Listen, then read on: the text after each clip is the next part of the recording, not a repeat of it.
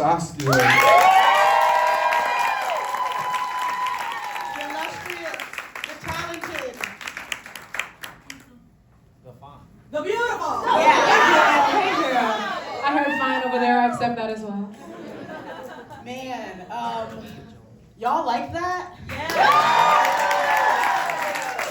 I was out of breath watching it from the back, just like sweating, like, okay, let me hit my cue, but I'm also like really into it.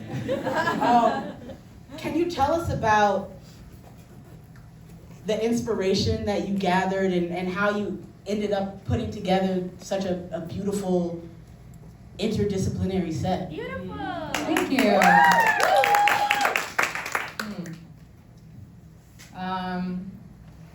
So there's like different kinds of poems, right? Like I have a poem about Philly. It's like my favorite one to do. I have a poem where I'm talking about capitalism or whatever. I'm kind of rapping because, you know, a lot of poets are rappers. Some poets are rappers that didn't make it, but some poets, you know,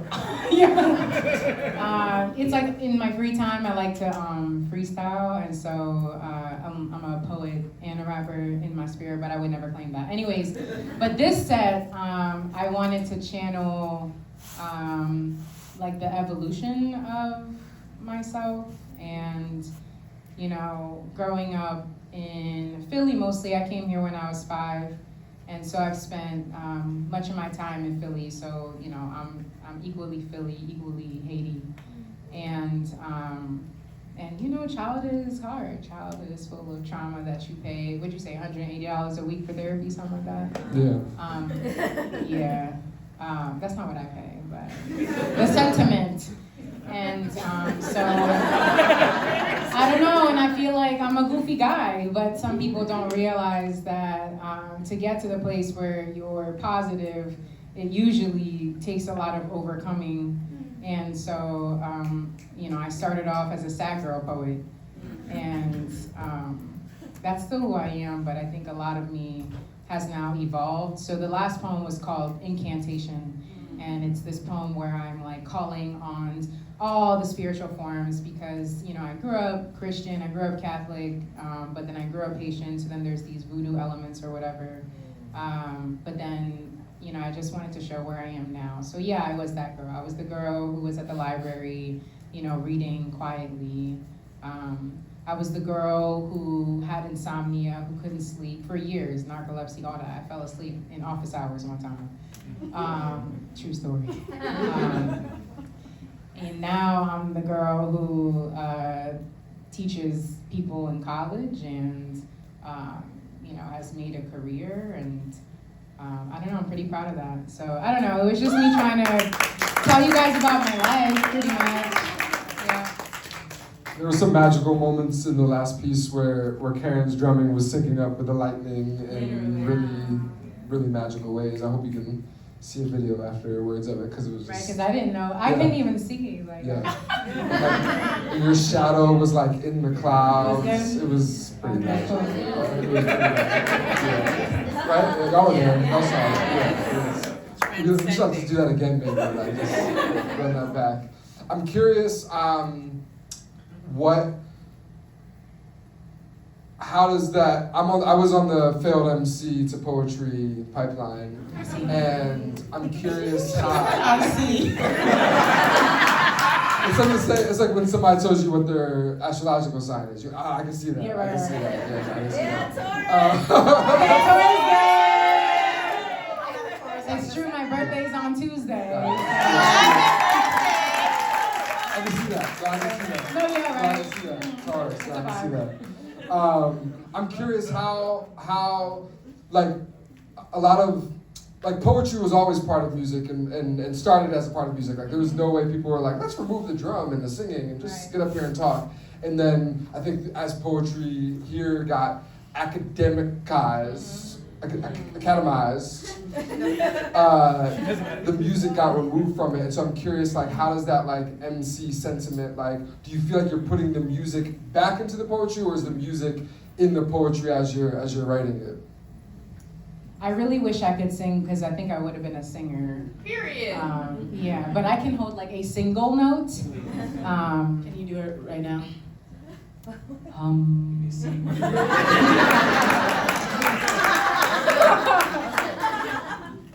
alhamdulillah. Yeah, I'm inspired by the tradition of Sonia Sanchez. I'm inspired by Ursula Rucker. Actually, I had texted Ursula and I was like, yo, Urs, can I borrow your echo machine?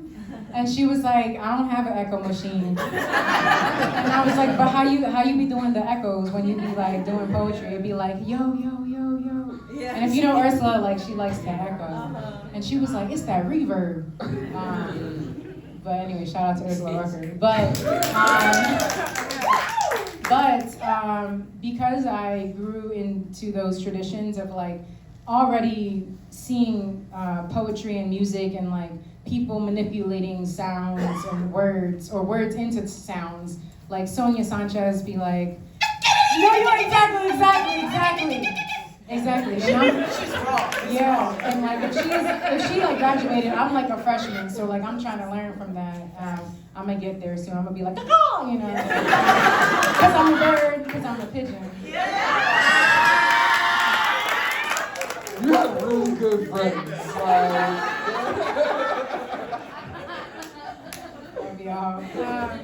Yeah, and so there's that, and I think that, you know, rap too, it's like, what is it, rhythm and poetry. And so I think that even though like rap, or even though poetry now is like focused on the words, people like Aja Monet are still holding that tradition alive too, of the Black arts movement. And like you think about like the Harlem Renaissance, and like they had the drums and they had the beats and they had the vibe. And I don't know what happened over time. We lost the vibe. We got commercialized. White supremacy. Yeah, shit like that. Capitalism, and so now you got to figure out like how to survive off the poetry. And yeah, but I don't know. I love the music. If I could do more, and I hope to do more. This is only my second time doing poetry with instruments, so yeah. I remember we've talked before about how you were kind of like just silently observing the poetry scene in Philly like your entire life. What made you decide to participate? Yeah, Pigeon was actually like the first poetry show I ever went to, like literally ever. I think I was 16, back when it was a slam. What happened? How does that work mathematically? Yeah, wait. Economists. What year was that? We're like damn near the same age. I know. I told you. I knew you. Oh. Not like that. It wasn't weird. But like I was seeing everybody in the Philly Youth Poetry Movement, PYPM, and it was just like it felt like this club. Like there was like a sign up sheet, and I didn't know where the sign up sheet was, and like so I came with my notebook every time, and I was like, today I'm gonna do it. But like it is so hard to get on a stage and like say something personal, especially talking about your daddy. Like that shit is hard. And so, I don't know, I was just a different person, you know, not as confident, not as secure. You know, I'm still a little anxious, but I think, you see? Oh. What was the question? Oh, yeah. What made you decide to jump in? Yeah. I mean, I did do stuff. I went to Breed Love, I performed there a couple times. Like, I was doing little things here and there, but I still felt like a fly on the wall. I told Kai the other day, like, I introduced myself like 60 times. I was like, hey, I'm Saskia. She was like, oh, okay, nice to meet you. I'm like, we did this last week. I think because I didn't have grills, and so it was hard to notice. And then I moved to DC. I was trying to find poetry community there, and it was kind of difficult for me. And then I moved back to Philly, and then I did the Hood Ballad, and then like that got received well. And so I kept performing, but I was writing the whole time though. I was writing and I was just like, how do I like do that like all the time? And not that I perform all the time now, because there's projects, there's like writing, there's teaching, but I guess, I don't know. It feels good. It feels good now. Yeah. you talked about, I shared a little bit about about my dad. Kai shared about Kai's mom. I'm curious, you guys are performing in front of family tonight, and just what's it like performing in front of family versus not? Well, I was especially happy to have my grandmom here today. Hey, Mama. So my grandmom doesn't speak English, and she is such a supporter and like comes to my events and like does not know what I'm talking about. But like she's feeling the vibe, right? Because I feel like, so she knows like, or I'm like, so she's like, oh man, right? So like, so today was really special because I wrote this piece, and the first piece is called Written on a Beach in Cuba. It's actually featured on the Lucy. So if you get, yes, exactly. So if you get a Lucy, then you'll see the poem there. And so it was important for me, it was special for me to have a piece that she could understand. And like, not only that she could resonate with by like the, facial expressions or whatever, but like that she could hear, because we communicate to each other, and she knows I'm a poet, but it's different when you can actually understand. Like if I was speaking in Creole the whole time and y'all didn't know what I was talking about, right? Like imagine that feeling.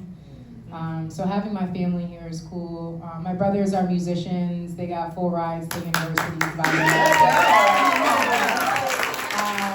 They play the trumpet and the trombone. My mom is super smart. And so, yeah, probably my mom. And so, yeah, it's cool for them to see me now, because I don't know who they thought I was. I don't know who they perceive. Everyone thinks you're a different person than you think you are.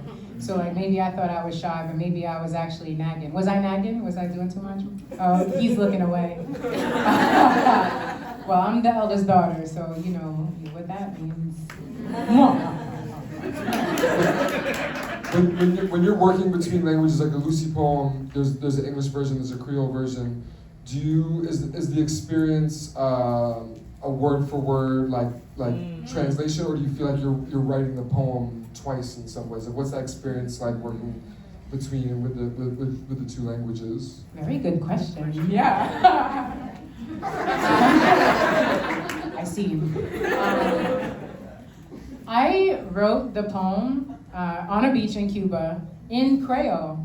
And it was my first time writing a full piece in Creole. Like usually I'll put a couple words in there.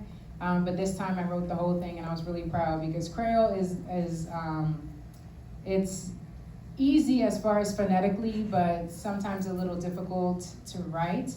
And so it was a good exercise for me, like, damn, I still got it. Because, when you live in a country where you have to assimilate, like I was ESL, like I'm English as a second language. Shout out ESL. Yes. But you wouldn't know that because they did a great job. And so now, like, I meet people and I'm like, yeah, I'm from Haiti. I came here when I was 5. They're like, you don't sound Haitian. The worst part is you don't look Haitian. I don't want to talk about that. I'll write about it. But, so when I wrote that piece, it was cool, and then I was like, let me see if I could translate this in English. But the thing about language is that, like if you say a joke in another language and then you try to translate it to somebody, like it's not funny. Yeah. And so the piece is not a literal translation. In the same way, like if you read text and then read the translations, it's different. And so the piece in Creole has some like folklore, some melody, because that's what it feels like for me to be Haitian. It's rooted in ancestry, it's rooted in folklore and tradition, and then English is just English. And, that's my experience. So I think it's cool translating things from different languages, because the Creole version gets its own thing. It gets its own vibe, and if you get it, you get it. The English version has the same sentiment, but it's different because I would be doing a disservice to the language if I was trying to translate it 100%. There's something I want to gatekeep a little bit, Is there a way that the audience here can support you in your career and or your birthday? Well, funny you mentioned, because I am super easy to find. My name is Saskia Kersey on Instagram, on Venmo, on, what's the other one? SASKIA Yeah. Okay, yeah. And so, yeah, you can donate. You can get me a book. I like books if you want to buy me a book. You can also, I don't know, like, I wish I had a book, but I'm working on a book. So, like, maybe in like 2 years, I'll be like, you can buy my book for only $20. And then y'all will go. $20? Yeah. It's practically free. But I don't know, like, I thought about, like, should I have merch tonight? Like, should I sell things for like $5 or something and then come out of here with some money and then buy some new earrings? You could just shake Saskia's hand with a $10 bill in it. No, that's serious. I'll be at the door. But you know, sometimes like just saying nice things is cool. You know, making eye contact is cool. I feel like we've lost the art of like humanity because we're stuck on our phones and. You know, like when you meet somebody and they say, "Oh my gosh, let's keep in touch. What's your Instagram?" Like you could ask for my number. Like we could have just been friends. Now we have to like exist in the metaverse at the same time. That's not friendship.